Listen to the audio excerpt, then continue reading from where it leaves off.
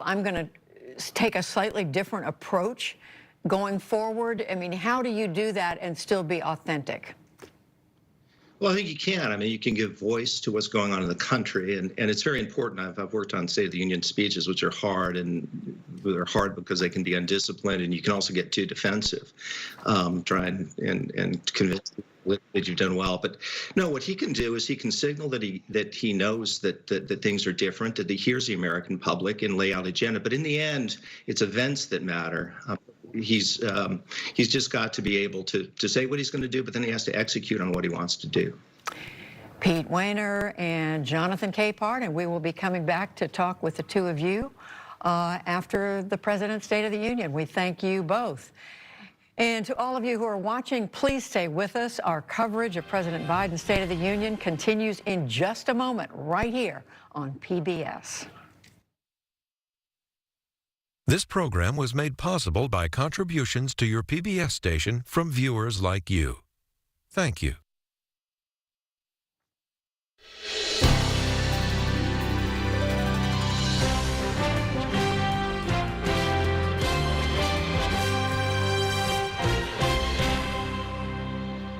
And welcome to our PBS NewsHour special live coverage of President Biden's State of the Union address.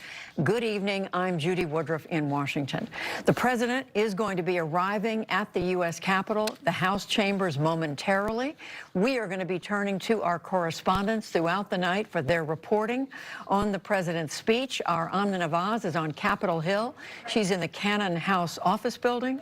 Jeff Bennett is at the White House, and our own Lisa Desjardins is inside the House chambers, where she is going to be speaking to us by phone. For additional analysis, we're going to be joined again tonight by Washington Post columnist Jonathan Capehart and by Peter Wehner. He's a contributor to The Atlantic and to the New York Times. And since it is just after 9 o'clock in the East, and I'm looking at my phone to see if my time is right, it is just about the moment when they announce the arrival of President Biden in the House chamber. You see there, these are live pictures coming to us from the Capitol. That's Speaker Nancy Pelosi in Ukrainian blue on the right. And on the left, Vice President Kamala Harris. The traditional positions since early last year, when the president gave a joint address to Congress. It wasn't a State of the Union, but it was an address where House and Senate members came together to hear the new president speak.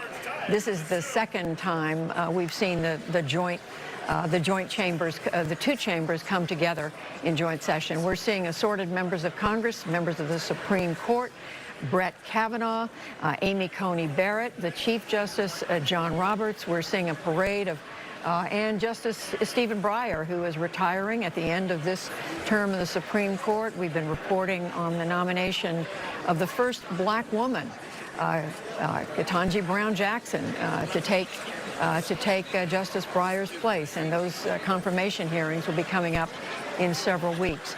But let's bring in some of our correspondents and analysts. Lisa Desjardins, you are there in the House chamber. You've got a bird's eye view of what's going on. Tell us what you're seeing that we should know about.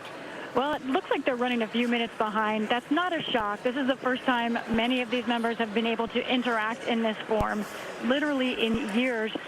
There are few masks in this chamber. That's because the mask requirement was lifted just today because of the situation with COVID here in the District of Columbia, low enough to allow that. Also, every person in this chamber had to test negative in the past day in order to be here. There will be a great show, I think, of support for Ukraine. I see members holding flags. Those were given out by one of the Republican members of Congress. You will see a lot of yellow, a lot of blue. I also have noticed some interesting bipartisan moments. One of the president's chief advisors, Louisa Terrell, hugging the chief of staff for Republican Senator Mitch McConnell. So some of these moments that you see actually matter in terms of relationships at a time like this. A big speech, but I think more than anything, this feels like a sense of normal that many of these members have wanted, to just be able to gather together in this chamber.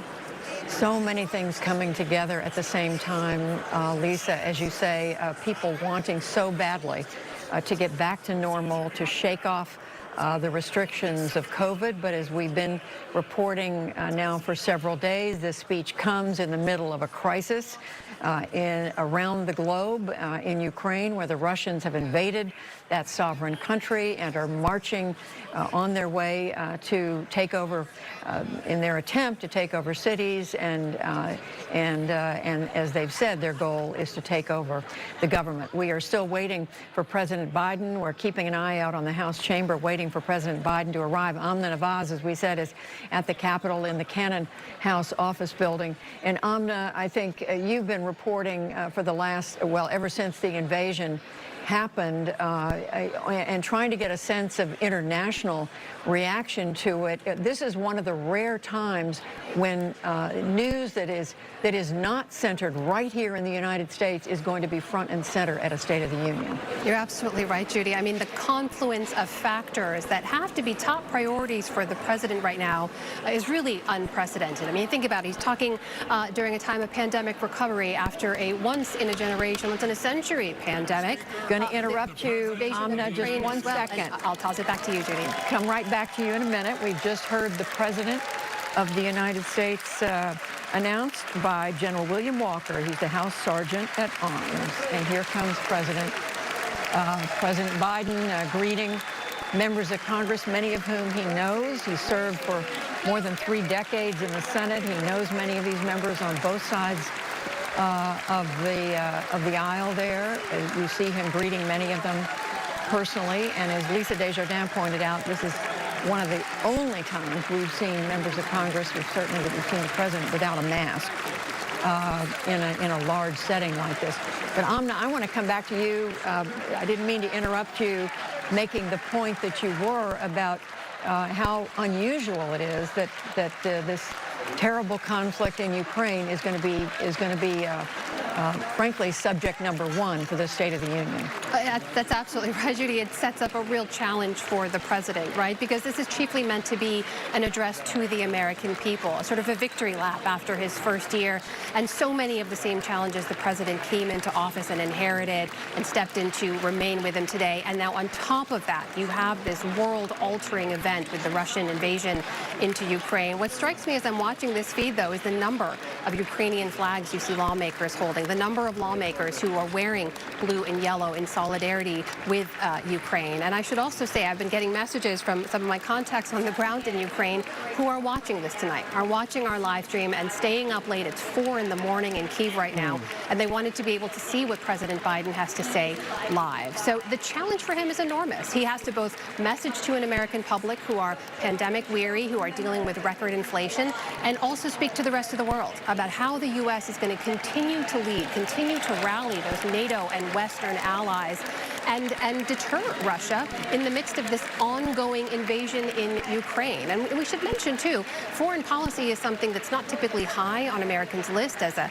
recommended and a wanted priority for the president. But lately, it does rank up there. Obviously, the economy and inflation are the top concern for Americans. But in the sort of quartet of issues that follow, Americans still say foreign policy is something that they want the president to pay attention to and should be a priority. Amna Nawaz watching it all from the Cannon House office building. You see the president receiving a warm greeting there in the House chamber. Both Democrats and Republicans, all of them seem to be standing and applauding as they wait for the president to speak.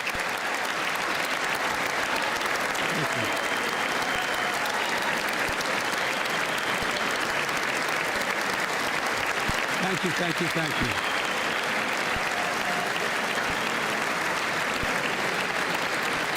Thank you all very much. Thank you, General. Thank you. Thank you. Thank you all very, very much. Thank you. Please. Thank you so much. Madam Speaker, Madam Vice President, our First Lady and Second Gentleman, members of Congress and the Cabinet, Justice of the Supreme Court, my fellow Americans. Last year, COVID-19 kept us apart. This year, we're finally together again. Tonight,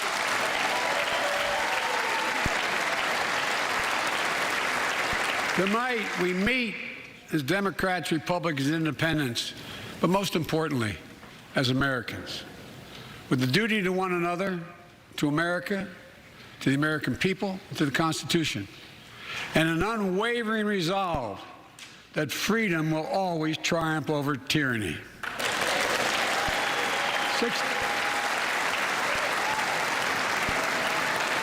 Thank you.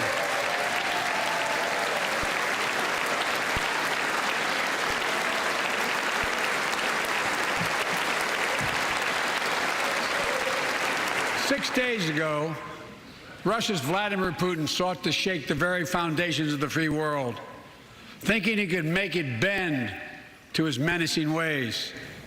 But he badly miscalculated. He thought he could roll into Ukraine and the world would roll over. Instead, he met with a wall of strength he never anticipated or imagined. He met the Ukrainian people.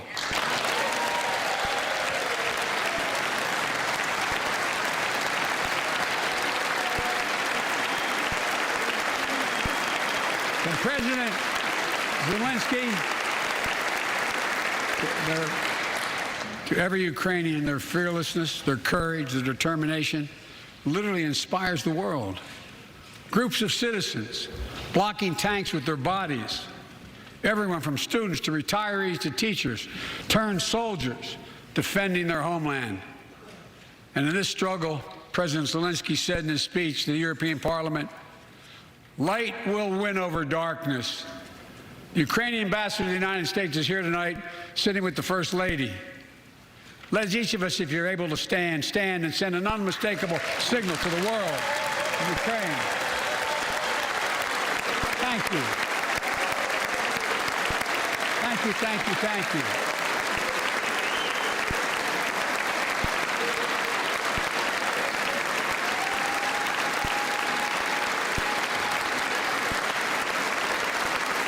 She's bright, she's strong, and she's resolved.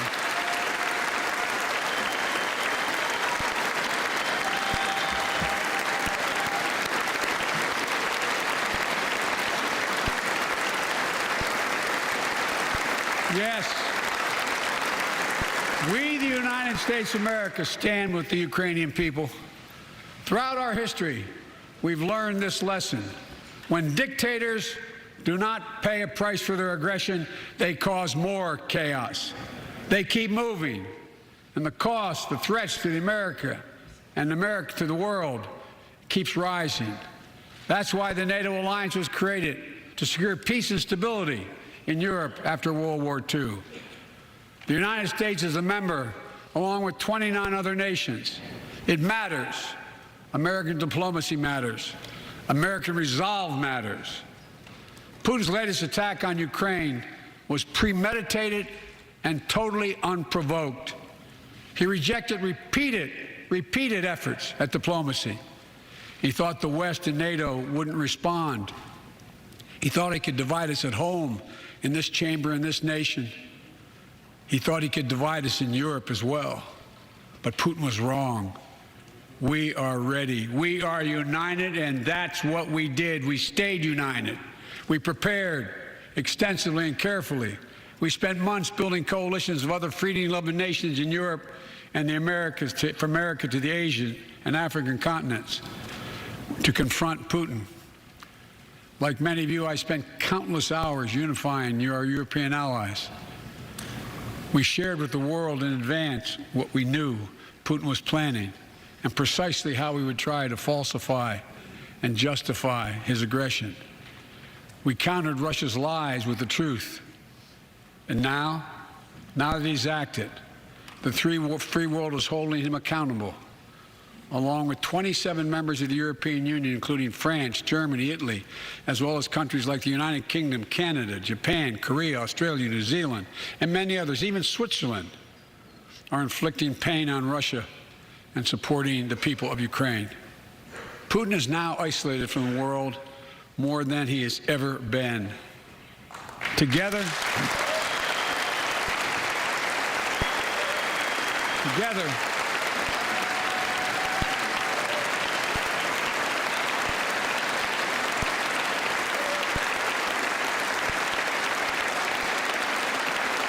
Together, along with our allies, we are right now enforcing powerful economic sanctions. We're cutting off Russia's largest banks in the international financial system, preventing Russia's central bank from defending the Russian ruble, making Putin's $630 billion war fund worthless. We're choking Russia's access.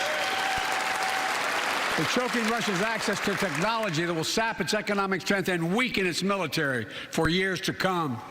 Tonight, I say to the Russian oligarchs and the corrupt leaders who built billions of dollars off this violent regime, no more. The United States, I mean it.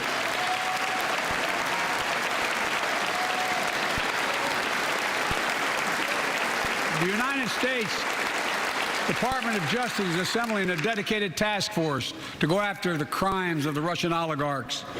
We're joining with European allies to find and seize their yachts, their luxury apartments, their private jets. We're coming for your ill-begotten gains. And tonight, I'm announcing that we will join our allies in closing off American airspace to all Russian flights, further isolating Russia and adding additional squeeze on their economy.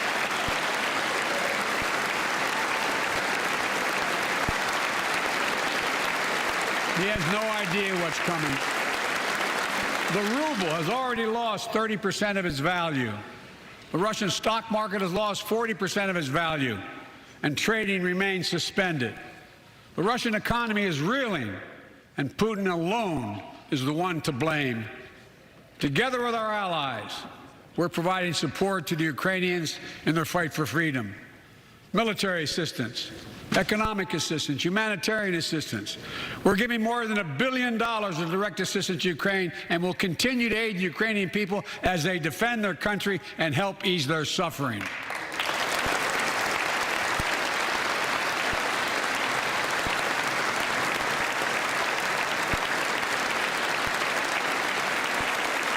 But let me be clear, our forces are not engaged and will not engage in the conflict with Russian forces in Ukraine.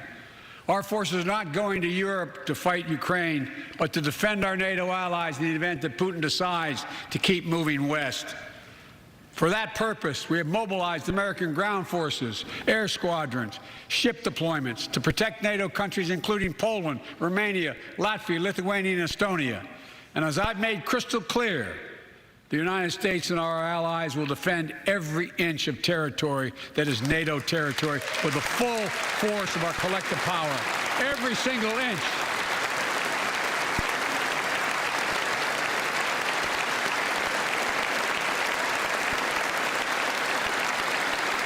And we're clear-eyed. The Ukrainians are fighting back with pure courage. But the next few days, weeks, and months will be hard on them. Putin has unleashed violence and chaos, but while he may make gains on the battlefield, he'll pay a continuing high price over the long run. And a pound of Ukrainian people, the proud, proud people, pound for pound, ready to fight with every inch of energy they have. They've known 30 years of independence, have repeatedly shown that they will not tolerate anyone who tries to take their country backwards. To all Americans, I'll be honest with you, as I always promised I would be. A Russian dictator invading a foreign country has cost around the world. And I'm taking robust action to make sure the pain of our sanctions is targeted at the Russian economy, and that we use every tool at our disposal to protect American businesses and consumers. Tonight, I can announce the United States has worked with 30 other countries to release 60 million barrels of oil from reserves around the world. America will lead that effort, releasing 30 million barrels of our own strategic petroleum reserve. And we stand ready to do more if necessary, united with our allies. These steps will help blunt gas prices here at home, but I know news about what's happening can seem alarming to all Americans. But I want you to know we're going to be okay. We're going to be okay. When the history of this era is written, Putin's war in Ukraine will have left Russia weaker and the rest of the world stronger. While it shouldn't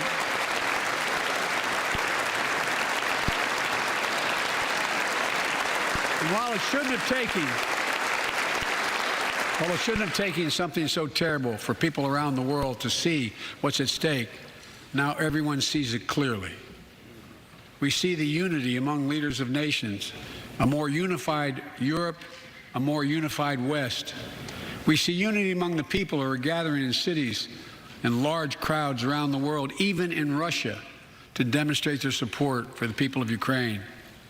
In the battle between democracy and autocracies, democracies are rising to the moment, and the world is clearly choosing the side of peace and security.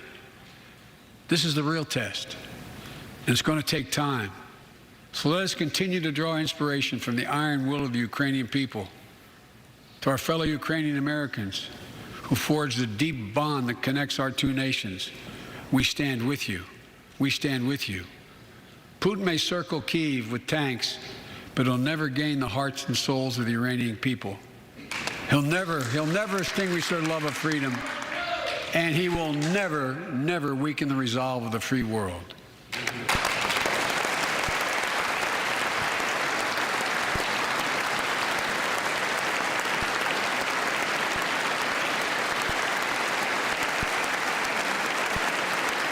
We meet tonight in an America that has lived through two of the hardest years this nation has ever faced. The pandemic has been punishing, and so many families are living paycheck to paycheck, struggling to keep up with the rising cost of food, gas, housing, and so much more. I understand, like many of you did. My dad had to leave his home in Scranton, Pennsylvania to find work. So like many of you, I grew up in a family when the price of food went up, it was felt throughout the family. It had an impact. That's when one of the first things I did as president was fight to pass the American Rescue Plan. Because people were hurting, we needed to act, and we did.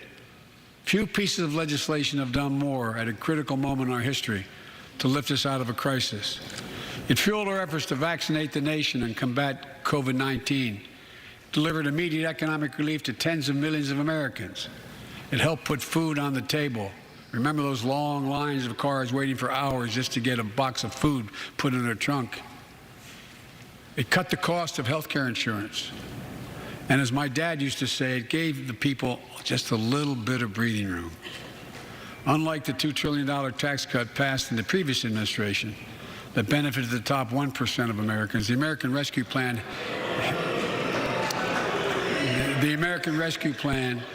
helped working people and left no one behind. Folks,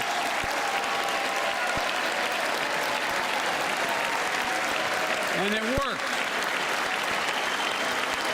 It worked.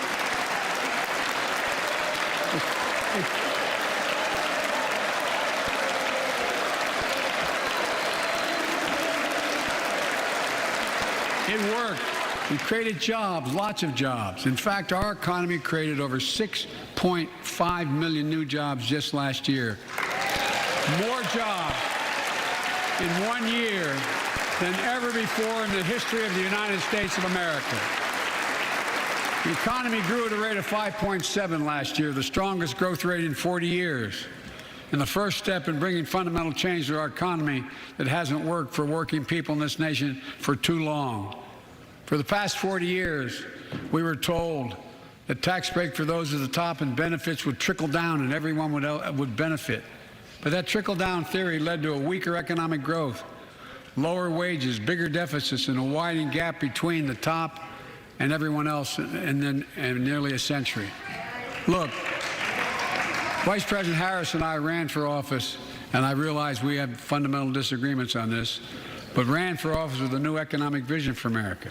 Invest in America, educate Americans, grow the workforce, build the economy from the bottom up and the middle out, not from the top down, because we know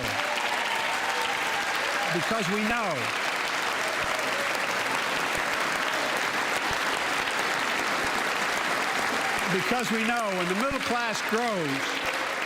class grows, the poor have a way up and the wealthy do very well.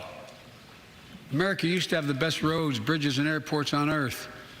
And now our infrastructure is ranked 13th in the world. We won't be able to compete for the jobs of the 21st century if we don't fix it.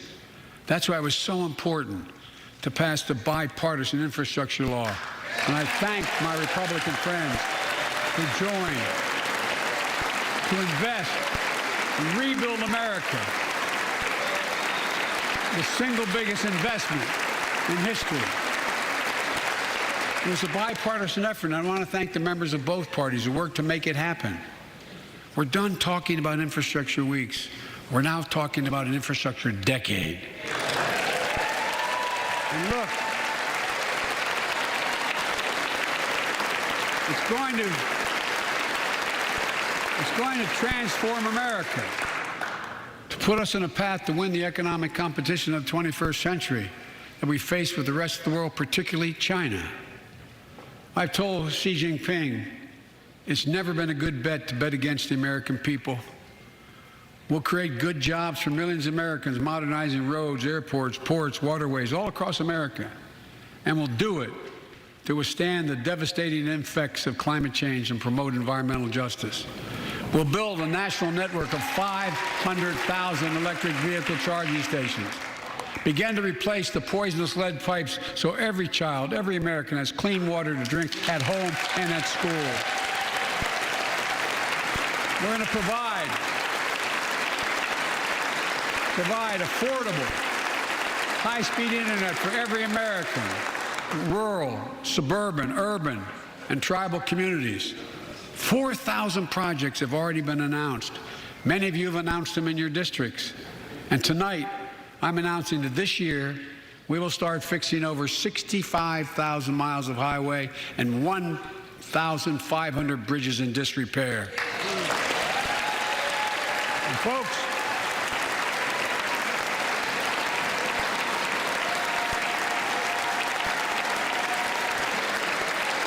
when we use taxpayers' dollars to rebuild America, we're going to do it by buying America. Buy American products.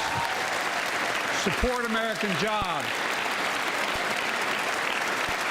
The federal government spends about $600 billion a year to keep this country safe and secure. There's been a law on the books for almost a century to make sure taxpayers' dollars support American jobs and businesses. Every administration, Democrat and Republican, says they'll do it, but we're actually doing it. We'll buy America to make sure everything from the deck of an aircraft carrier to the steel on highway guardrails is made in America from beginning to end. All of it. All of it.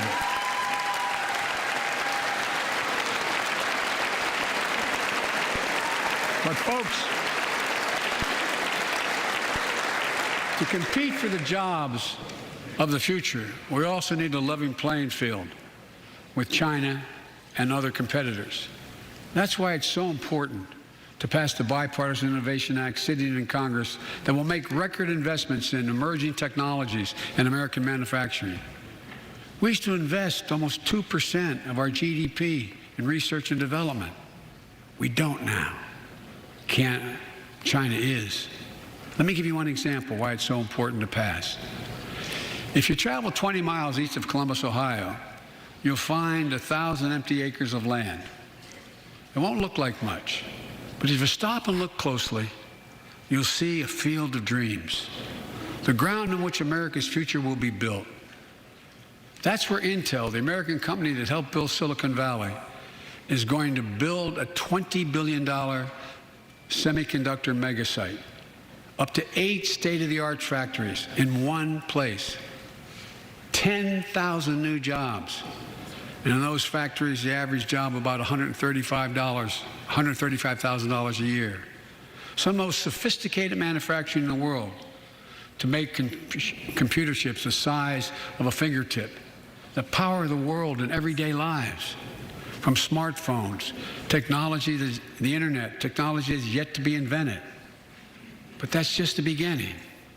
Intel CEO Pat Gelsinger, who was here tonight, I don't know where Pat is. Pat, there you go. Pat, stand up.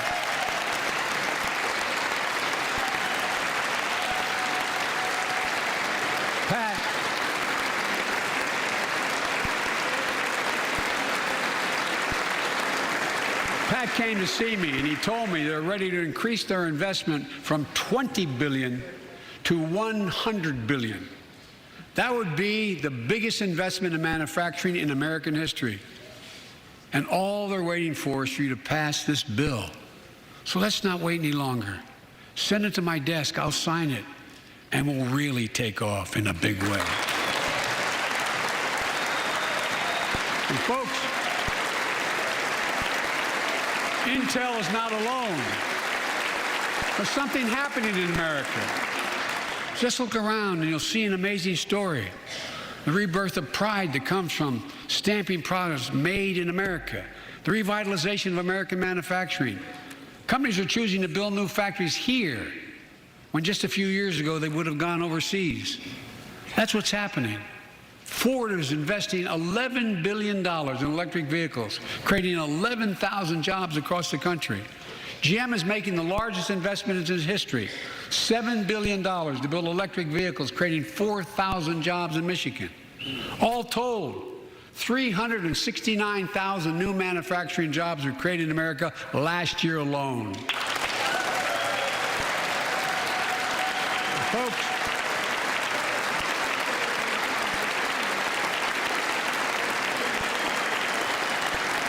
powered by people I've met like JoJo Burgess from generations of union steelworkers in Pittsburgh, who's here with us tonight. Where are you, JoJo? There you go. Thanks, buddy. As Ohio Senator Sherrod Brown says,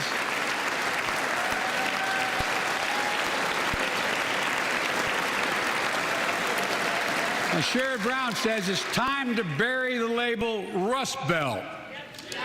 It's time to see what used to be called the Rust Belt become the home of a significant resurgence of manufacturing. And with all the bright spots in our economy, record job growth, higher wages, too many families are struggling to keep up with their bills. Inflation is robbing them of gains they thought otherwise they would be able to feel. I get it. That's why my top priority is getting prices under control. Look, our economy roared back faster than almost anyone predicted. But the pandemic meant that businesses had a hard time hiring enough people because of the pandemic to keep up production in their factories. So you didn't have people making those beams that went into buildings because they were out. The factory was closed. The panic also disrupted the global supply chain. Factories close. When that happens, it takes longer to make goods and get them to the warehouses, to the stores, and prices go up. Look at cars last year. 1/3 of all the inflation was because of automobile sales. There weren't enough semiconductors to make all the cars that people wanted to buy. And guess what? Prices of automobiles went way up, especially used vehicles as well. And so we have a choice. One way to fight inflation is to drive down wages and make Americans poorer. I think I have a better idea to fight inflation. Lower your costs, not your wages. And folks,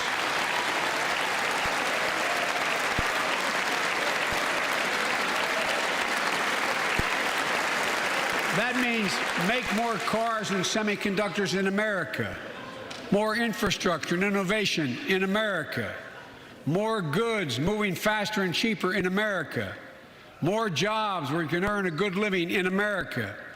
Instead of relying on foreign supply chains, let's make it in America. Look, economists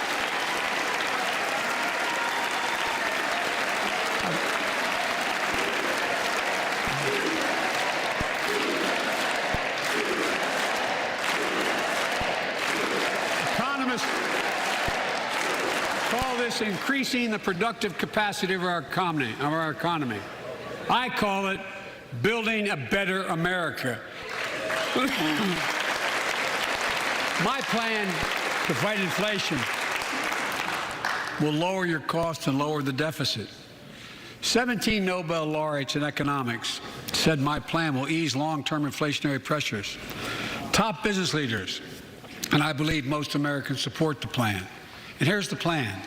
First, cut the cost of prescription drugs.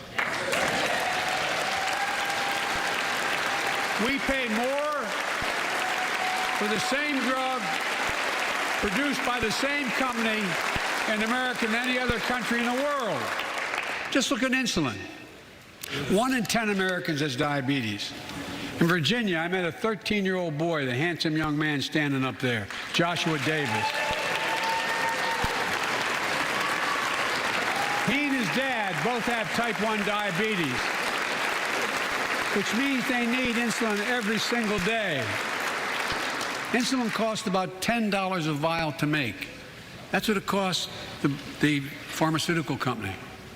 But drug companies charge families like Joshua and his dad up to 30 times that amount. I spoke with Joshua's mom.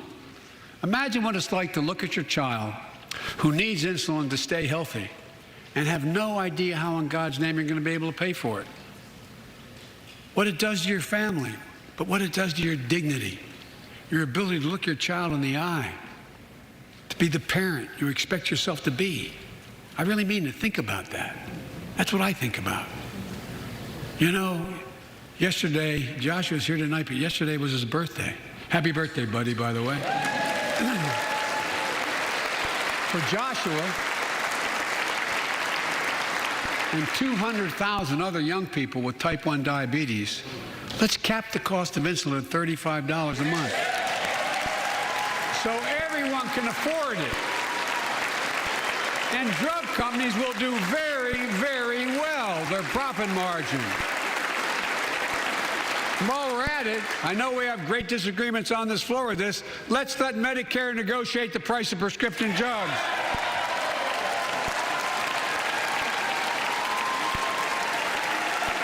They already set the price for VA drugs. Look, the American Rescue Plan is helping millions of families with Affordable Care Act plans to save them $2,400 a year on their health premiums. Let's close the coverage gap and make these savings permanent. And second, let's cut energy costs for families, an average of $500 a year by combating climate change. Let's provide an investment tax credits to weatherize your home and your business, to be energy efficient and get a tax credit for it. Double America's clean energy production in solar, wind, and so much more.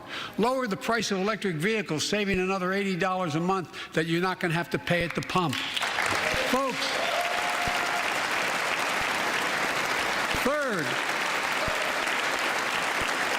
the third thing we can do to change the standard of living for hard-working folks is cut the cost of child care. Cut the cost of child care. Folks,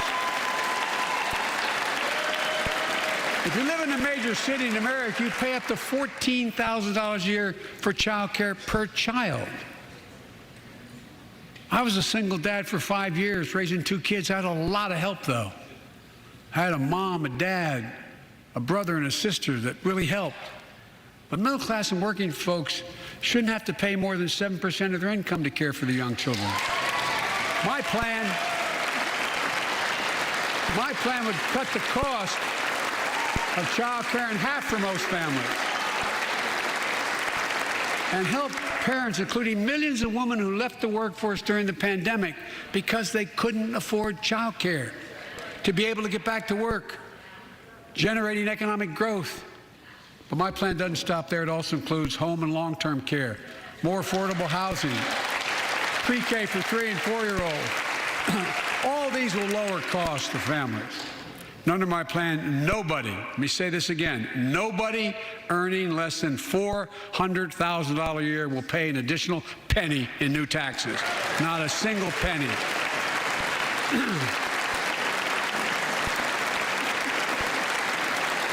I may be wrong, but my guess is if we took a secret ballot in this floor, that we'd all agree that the present tax system ain't fair. We have to fix it. I'm not looking to punish anybody, but let's make corporations and wealthy Americans start paying their fair share. Look, last year, Last year,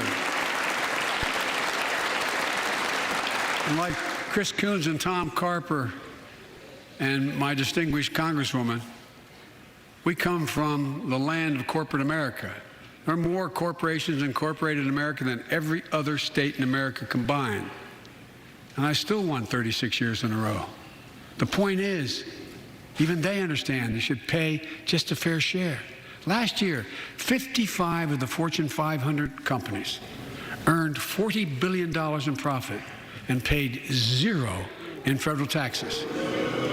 Now look, it's not fair. That's why I proposed the 15% minimum tax rate for corporations.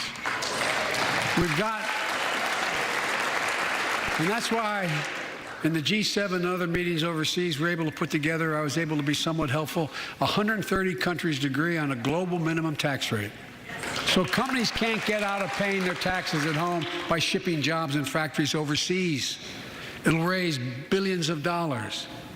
That's why I propose closing loopholes for the very wealthy who pay a lower tax rate than a teacher and a firefighter. So that's my plan, but we'll go in more detail later. We will grow the economy, lower the cost of families. So what are we waiting for? Let's get this done. We all know we've got to make changes. Folks,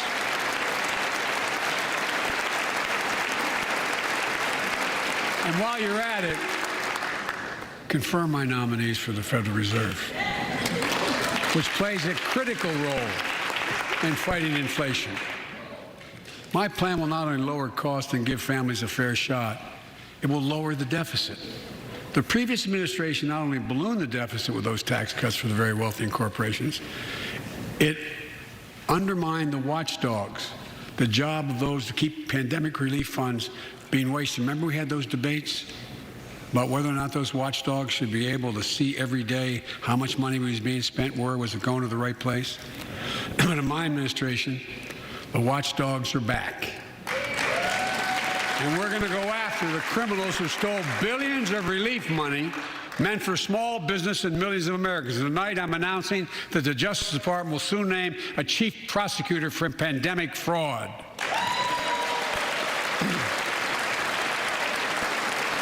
And look,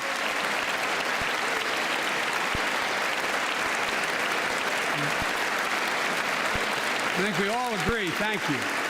By the end of this year, the deficit will be down to less than half of what it was before I took office. The only president ever to cut the deficit by more than $1 trillion in a single year. Lowering your cost also meant demanding more competition. I'm a capitalist, but capitalism without competition is not capitalism.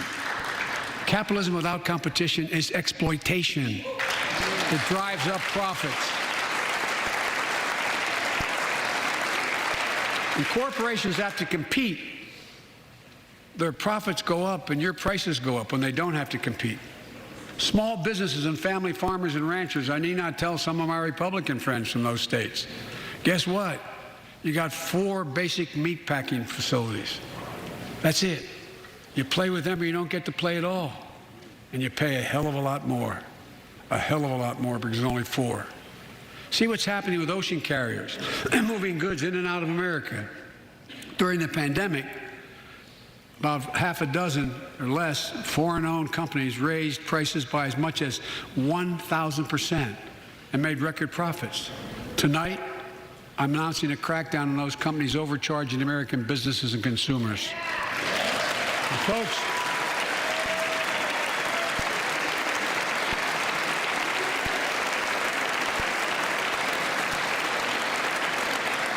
and as Wall Street firms take over more nursing homes, quality in those homes has gone down and costs have gone up.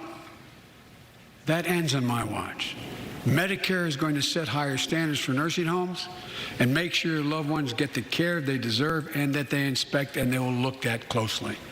We're also going to cut costs to keep the economy going strong and giving workers a fair shot, provide more training and apprenticeships, hire them based on skills, not just their degrees. Let's pass the Paycheck Fairness Act and paid leave. Raise the minimum wage to $15 an hour. and extend the child tax credit so no one has to raise a family in poverty. Let's increase Pell Grants, increase our historic support for HBCUs, and invest in what Jill, our First Lady who teaches full-time, calls America's best-kept secret, community colleges. Look, let's pass the PRO Act. When a majority of workers want to form a union, they shouldn't be able to be stopped. When we invest in our workers and we build an economy from the bottom up and the middle out together, we can do something we haven't done in a long time: build a better America. For more than 2 years, COVID has impacted every decision in our lives and the life of this nation. And I know you're tired, frustrated, and exhausted. That doesn't even count the close to 1 million people who sit at a dining room table or a kitchen table and look at an empty chair because they lost somebody. But I also know this: because of the progress we've made, because of your resilience and the tools that we have been provided by this Congress, tonight I can say we're moving forward safely back to more normal routines. We've reached a new moment in the fight against COVID-19, where severe cases are down to a level not seen since July of last year. Just a few days ago, the Center for Disease Control and Prevention issued a new mask guidelines. Under the new guidelines, most Americans and most of the country can now go mask-free. And based on projections, more of the country will reach a point across the next couple of weeks. And thanks to the progress we've made in the past year, COVID-19 no longer need control our lives. I know some are talking about living with COVID-19, but tonight I say that we never will just accept living with COVID-19. We'll continue to combat the virus as we do other diseases. And because this virus mutates and spreads, we have to stay on guard. And here are 4 common sense steps as we move forward safely, in my view. First, stay protected with vaccines and treatments. We know how incredibly effective vaccines are. If you're vaccinated and boosted, you have the highest degree of protection. And we'll never give up on vaccinating more Americans. Now, I know parents with kids under 5 are eager to see their vaccines authorized for their children. Scientists are working hard to get that done. We'll be ready with plenty of vaccines if and when they do. We're all ready. We are also ready with antiviral treatments. If you get COVID-19, the Pfizer pill reduces your chances of ending up in the hospital by 90%. I've ordered more pills than anyone in the world has. Pfizer is working overtime to get us 1 million pills this month and more than double that next month. And now we're launching the Test to Treat initiative, so people can get tested at a pharmacy, and if they prove positive, receive the antiviral pills on the spot at no cost. And folks, if you're immunocompromised or have some other vulnerability, we have treatments and free high-quality masks. We're leaving no one behind or ignoring anyone's needs as we move forward. On testing, we've made hundreds of millions of tests available, and you can order them for free to your doorstep. And we've already ordered free tests. If you already ordered free tests tonight, I'm announcing you can order another group of tests. Go to covidtest.gov starting next week, and you can get more tests. Second, we must prepare for new variants. Over the past, we've gotten much better at detecting new variants. If necessary, we'll be able to develop new vaccines within 100 days instead of maybe months or years. And if Congress provides the funds we need, we'll have new stockpiles of tests, masks, pills ready if needed. I can't promise a new variant won't come, but I can promise you we'll do everything within our power to be ready if it does. Third,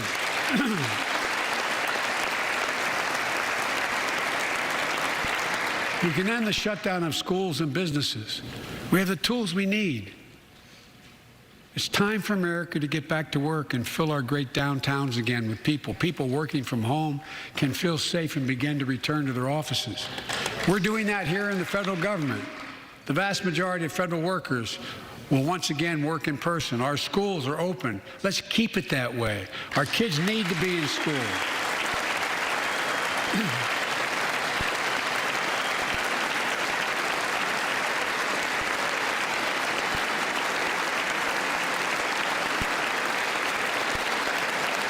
With 75% of adult Americans fully vaccinated and hospitalizations down by 77%, most Americans can remove their masks and stay in the classroom and move forward safely.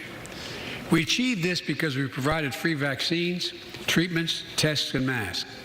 Of course, continuing this costs money, so I'll not surprise you. I'll be back to see you all. And I'm going to soon send a request to Congress.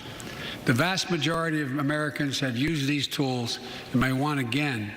We may need them again, so I expect Congress, and I hope you'll pass that quickly.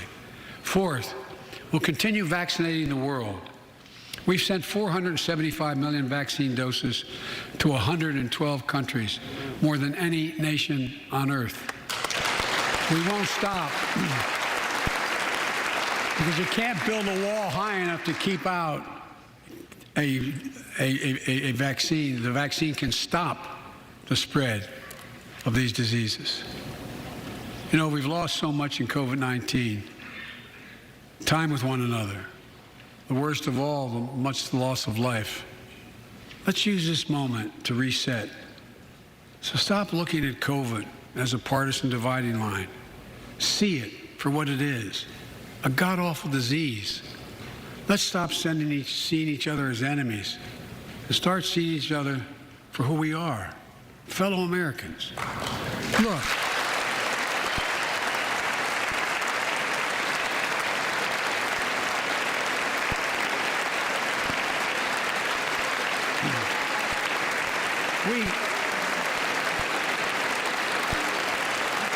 We can't change how divided we've been. It was a long time in coming. But we can change how to move forward on COVID-19 and other issues that we must face together. I recently visited New York City Police Department days after the funerals of Officer Wilbur Mora and his partner, Officer Jason Rivera. They were responding to a 9/11 call when a man shot and killed them with a stolen gun. Officer Moore was 27 years old. Officer Rivera was 22 years old. Both Dominican Americans who grew up in the same streets that they later chose to patrol as police officers.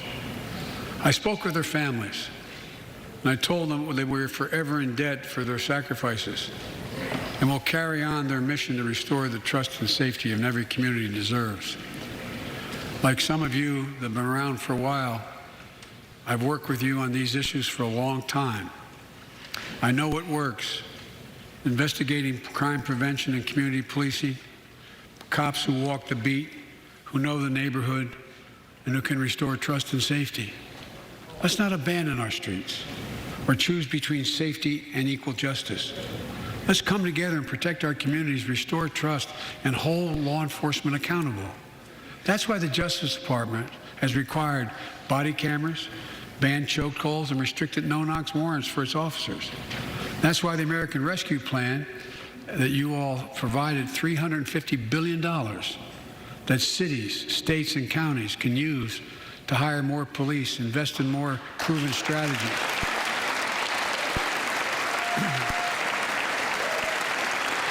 Proven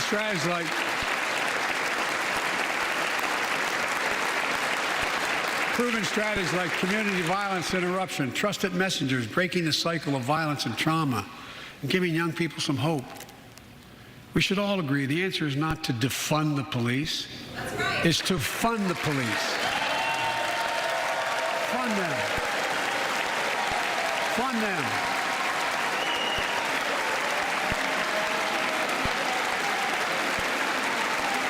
Fund them with resources and training.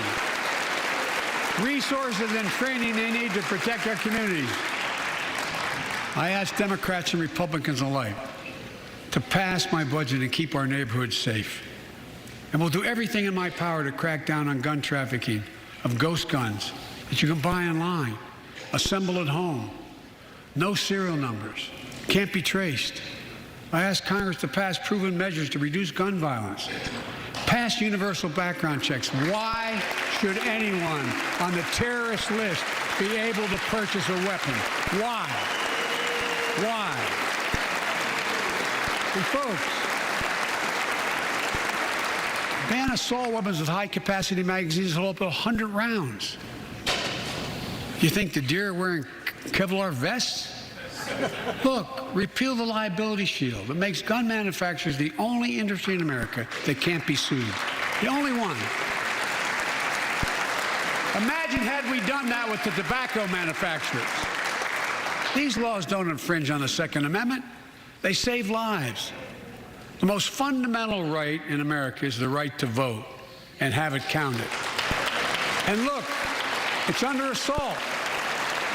In state after state, new laws have been passed. Not only to suppress the vote, we've been there before, but to subvert the entire election.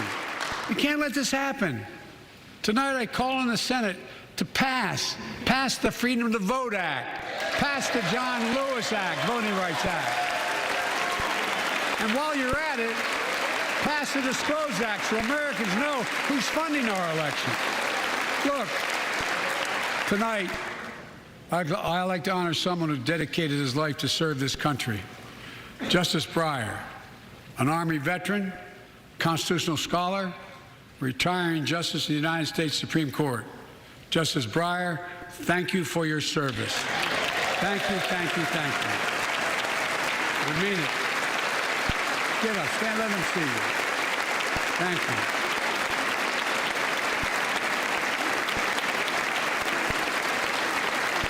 And we all know, no matter what your ideology, we all know one of the most serious constitutional responsibility a president has is nominating someone to serve on the United States Supreme Court.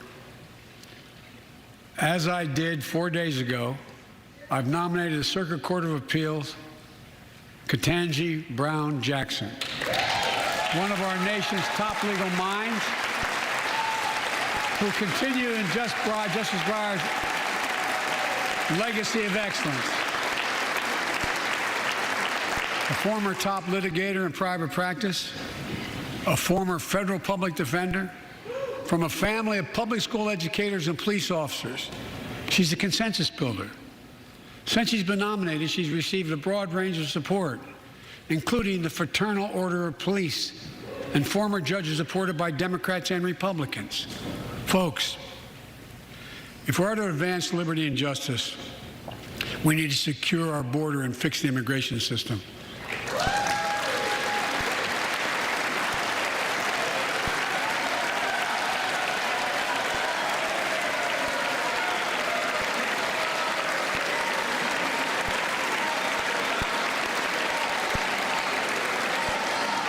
And as you might guess, I think we can do both. At our border, we've installed new technology like cutting-edge scanners to better detect drug smuggling. We've set up joint patrols with Mexico and Guatemala to catch more human traffickers. We're putting in place dedicated immigration judges in a significant larger number so families fleeing persecution and violence can have their cases heard faster, and those who don't legitimately hear can be sent back. We're screening, we're securing commitments and supporting partners in South and Central America to host more refugees and secure their own borders. We can do all this while keeping lit the torch of liberty that has led to generations of immigrants to this land, my forebears and many of yours. Provide a pathway to citizenship for dreamers, those with temporary status, farm workers, essential workers. Revise our laws so businesses have workers they need and families don't wait decades to reunite. It's not only the right thing to do, it's economically smart thing to do. That's why the immigration reform is supported by everyone from labor unions to religious leaders to the U.S. Chamber of Commerce. Let's get it done once and for all. Folks,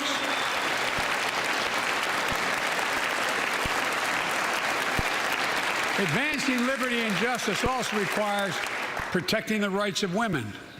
The constitutional right affirmed by Roe v. Wade, standing precedent for half a century, is under attack as never before.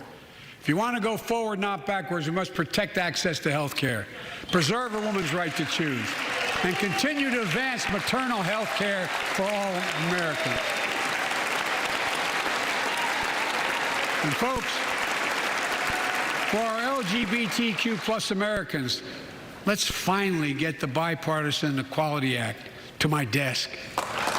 The onslaught of state laws targeting transgender Americans and their families, it's simply wrong. And I said last year, especially to our younger transgender Americans, I'll always have your back as your president so you can be yourself and reach your God-given potential. Folks,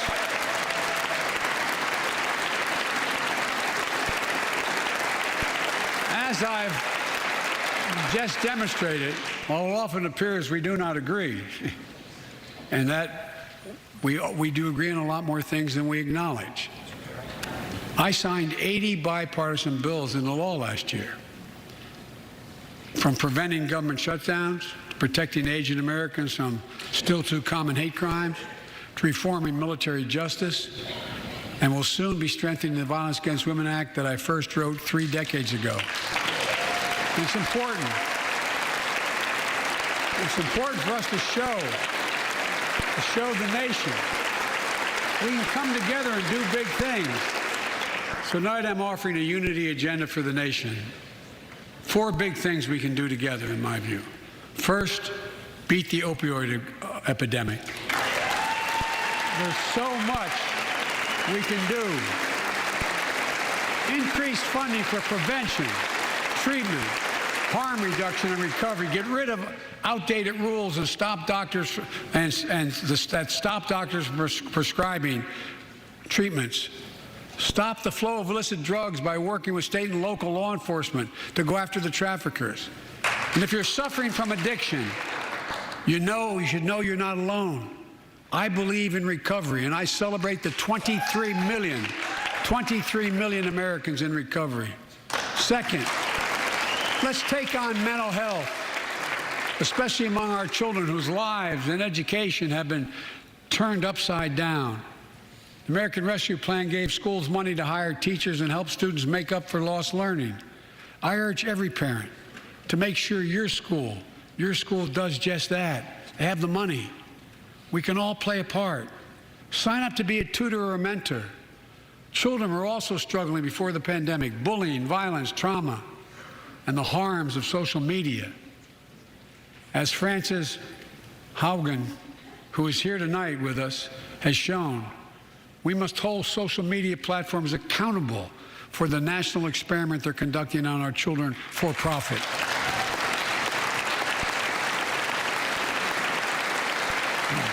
Folks, thank you. Thank you for the courage you showed. It's time to strengthen privacy protections, ban targeted advertising to children, demand tech companies stop collecting personal data on our children, and let's get all Americans the mental health services they need. More people can turn for help and full parity between physical and mental health care if we treat it that way in our insurance. Look,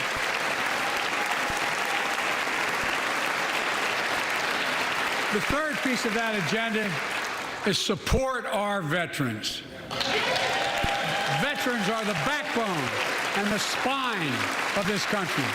They're the best of us. I've always believed that we have a sacred obligation to equip those we send to war and care for those and their family when they come home. My administration is providing assistance in job training, housing, and now helping lower-income veterans get VA care debt-free.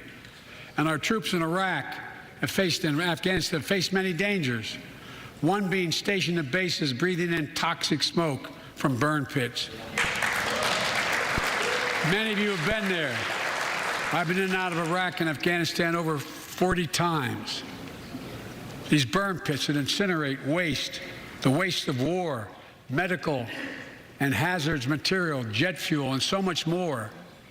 And they come home, many of the world's fittest and best trained warriors in the world, never the same. headaches, numbness, dizziness. A cancer that would put them in a flag-draped coffin. I know. One of those soldiers was my son, Major Bo Biden. I don't know for sure if the burn pit that he lived near, that his hooch was near in Iraq and earlier than that in Kosovo, is the cause of his brain cancer, the disease of so many other troops. But I am committed to find out everything we can, committed to military families like Danielle Robinson from Ohio, the widow of Sergeant First Class Heath Robinson. He was born a soldier, Army National Guard, combat medic in Kosovo and Iraq, stationed near Baghdad, just yards from burn pits the size of football fields. Danielle is here with us tonight. They love going to Ohio State football games.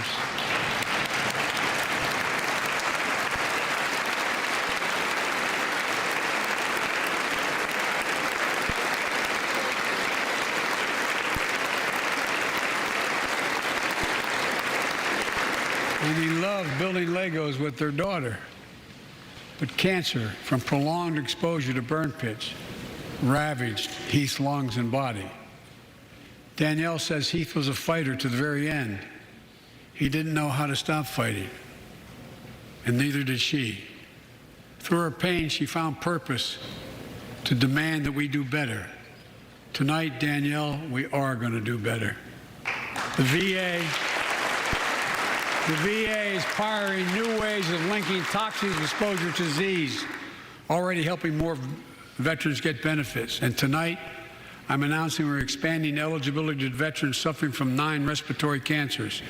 I'm also calling on Congress to pass a law to make sure veterans devastated by toxic exposure in Iraq and Afghanistan finally get the benefits and the comprehensive health care they deserve.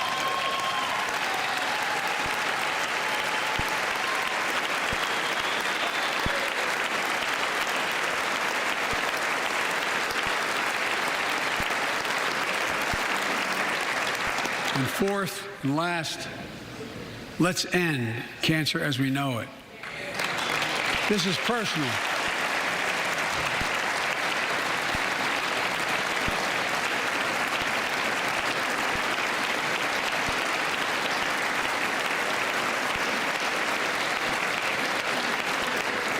This is personal to me and to Jill and to Kamala and so many of you. So many of you have lost someone you love. Husband, wife, son, daughter, mom, dad. Cancer is the #2 cause of death in America, second only to heart disease. Last month, I announced the plan to supercharge the cancer moonshot that President Obama asked me to lead 6 years ago. Our goal is to cut cancer death rates by at least 50% over the next 25 years. I think we can do better than that. Turn cancers from death sentences into treatable diseases. More support for patients and their families. To get there, I call on Congress to fund what I called ARPA-H, Advanced Research Projects Agency for Health, patterned after DARPA in the Defense Department, projects that led in DARPA to the internet, GPS, and so much more to make our forces more safer and be able to wage war with more clarity. ARPA will have a singular purpose: to drive breakthroughs in cancer, Alzheimer's and diabetes, and more. A unity agenda for the nation. We can do these things. It's within our power, and I don't see a partisan edge to any one of those 4 things. My fellow Americans, tonight we've gathered in this sacred space, the Citadel of Democracy, in this Capitol. Generation after generation of Americans have debated great questions amid great strife and have done great things. We fought for freedom, expanded liberty, debated totalitarianism and terror. We built the strongest, freest, and most prosperous nation the world has ever known. Now is the hour, our moment of responsibility, our test of resolve and conscience, of history itself, It is in this moment that our character of this generation is formed. Our purpose is found. Our future is forged. Well, I know this nation. We'll meet the test, protect freedom and liberty, expand fairness and opportunity, and we will save democracy. As hard as those times have been, I'm more optimistic about America today than I've been my whole life, because I see the future that's within our grasp, because I know there's simply nothing beyond our capacity. We're the only nation on earth that has always turned every crisis we've faced into an opportunity. The only nation that can be defined by a single word: possibilities. So on this night, on our 245th year as a nation, I've come to report on the state of the nation, the State of the Union. And my report is this: the State of the Union is strong because you, the American people, are strong. We are stronger today. We are stronger today than we were a year ago. And we'll be stronger a year from now than we are today. This is our moment to meet and overcome the challenges of our time. And we will, as one people, one America, the United States of America. God bless you all, and may God protect our troops. Thank you. Go get him.